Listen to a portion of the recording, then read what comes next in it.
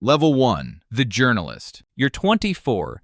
You have a journalism degree, $41,000 in student debt, and a job at a regional newspaper in Ohio that pays $36,000 a year. You write 3 stories a week, city council meetings, local crime, a dog shelter piece every other month because the editor says it moves traffic. You don't care. You're in the door. One night you pull a thread. A property developer has won 6 city contracts in 3 years. 2 of the losing bidders share a registered address with his brother-in-law. You spend 3 weeks on it. You publish it. The developer loses his next contract. A city official resigns quietly. Your editor shakes your hand. You feel it for the first time. What a true story told correctly can do to powerful people.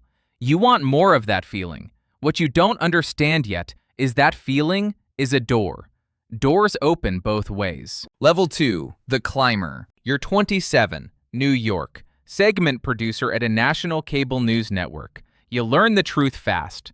The truth is not the product. Attention is the product. A nuanced story about municipal bond reform gets 40,000 views. A story about a congressman's angry tweet gets 4 million. Your executive producer pulls you aside in month 3. He doesn't say lie, he says lead with the emotion. The facts can follow. You learn the architecture. Every story needs a villain. Every story needs fear or outrage or both. Context slows things down. Context loses viewers. A statistic lands harder without its denominator. A quote hits harder without the paragraph before it. You produce a segment on urban crime. The crime rate is actually down 11% that year. You don't mention that. You run dramatic footage, a shaken interview subject, a grim-faced anchor. Ratings in that slot jump 18%. Your boss gives you a raise. 30 million people went to bed more afraid than they needed to be. You slept fine. Level 3. The Executive. You're 34, VP of Programming. 40 producers report to you.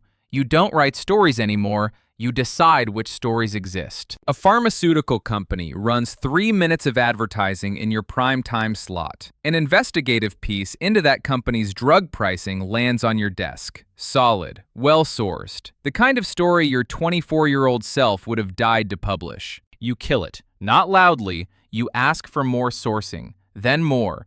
The reporter moves on. The story disappears. The pharma company renews. Bigger spend this time.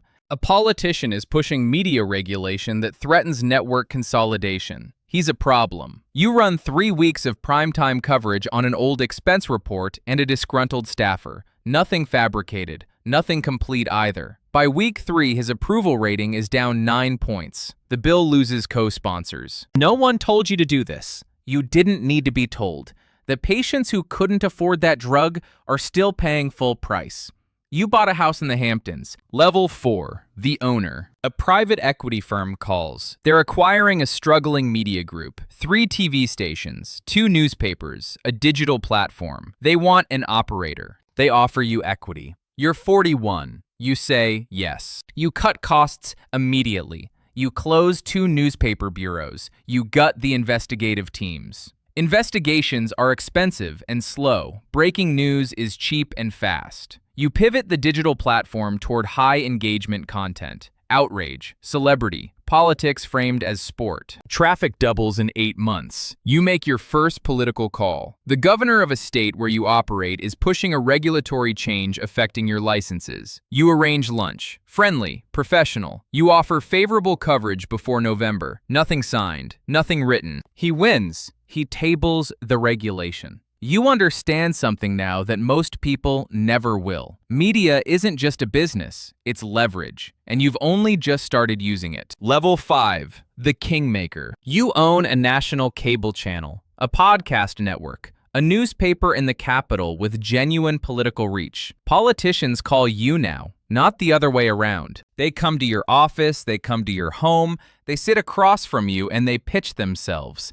They want your endorsement, your coverage, your protection. They are powerful people behaving like job applicants, because that's what they are. You endorse a senator in a swing state. 3 weeks of sympathetic coverage across your cable channel. His messaging amplified across your digital platform. He wins by 4 points. His internal polling says your coverage moved 2 of those points. He calls you the morning after. He says he owes you one. You tell him you'll be in touch. 2 months later, a Spectrum licensing issue comes up that affects your expansion plans. One call, resolved in a week. You are not a journalist. You haven't been for a long time. You are infrastructure. And the next call is already waiting. Level 6, the propagandist. You crack the formula completely. You don't need to lie. Lying is inefficient. Lying can be disproved. Lying creates liability. Half-truths are cleaner, more powerful, harder to fight. A politician you need to destroy said something 6 years ago. You take the sentence, you cut the 8 words before it and the 12 words after it. You run it on loop across 3 channels for 11 days. His own words. You never fabricated a single syllable, but the meaning is now the opposite of what he intended. He calls a press conference to explain. You cover it as damage control. The explanation becomes proof of guilt. He cannot win. You control the frame. A trade policy passes that benefits companies your backers own. It will raise prices for lower-income families. Your economists know this. You run a segment, the policy Washington doesn't want you to know about. You find 3 supporters. You interview no critics. You frame it as a victory for regular Americans. 40 million people watch that week. 38 million of them will never read the actual policy document. Prices go up. Families pay more. Your backers make hundreds of millions. You get a very nice Christmas card from the board. Level 7, the network. You are not operating alone. You never really were. There is a group. No secret society, nothing theatrical. Just dinners, relationships, understandings between media owners, political donors, and financial institutions that have been building for decades. You've been circling this group for years. Now you're inside it. 6 other media operators sit in the same room. Between you, you reach 200 million people every day. You don't coordinate stories directly. You don't need to. You share a worldview. You share financial interests. You simply understand what serves the network and what doesn't. A foreign government makes contact. Consulting contracts. Content partnerships. Favorable coverage in exchange. Indirect and clean. Nothing traceable. Your Middle East Bureau's editorial direction shifts quietly over 18 months. A tech company facing antitrust scrutiny spends $40 million in advertising across your portfolio in 1 year. Your coverage of their case becomes balanced, then skeptical of the regulators, then largely absent. Everyone does this, you tell yourself. You're right, that's exactly the problem. And somewhere in a city you've never visited, a family is making a decision based on something your network told them. It wasn't true. They don't know that. Level 8, the censor. You decide what is real now, not just for your audience, for the entire public conversation. Your digital platform has an algorithm. It surfaces content, buries content, decides what trends and what vanishes. You have a team whose job is to manage its priorities. They call it content quality. You know what it is. A documentary about labor conditions inside a company you have equity in goes viral. 30 million views in 48 hours. You make one call. The clip is flagged for unverified claims. Distribution slows. It disappears from trending before it catches fire. The workers in that documentary are still working those conditions. Nobody saw it long enough to care. A politician cooperating with your regulatory enemies starts gaining momentum. His content performs well organically. You adjust the demotion filters. His reach drops 60% overnight. His team blames the algorithm. It is the algorithm. You just aimed it. Journalists who report critically on your organization find their work doesn't travel anymore. Articles don't surface, clips don't circulate. They aren't banned, nothing crude. Their signal is just slightly quieter than everyone else's, permanently. Silence is cleaner than censorship. Silence looks like nothing happened at all. Level 9, the untouchable. You are 58, net worth $4.1 billion.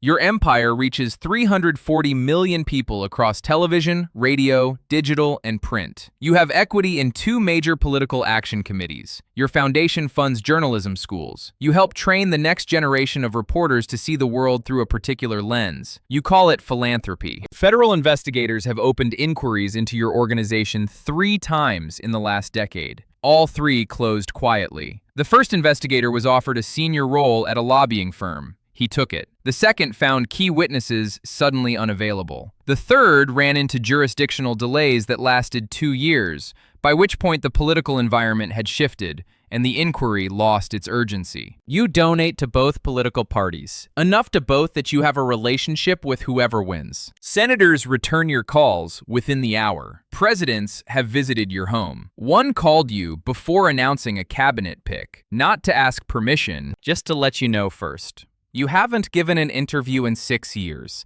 You don't need to. You control the interviews, but there is a crack.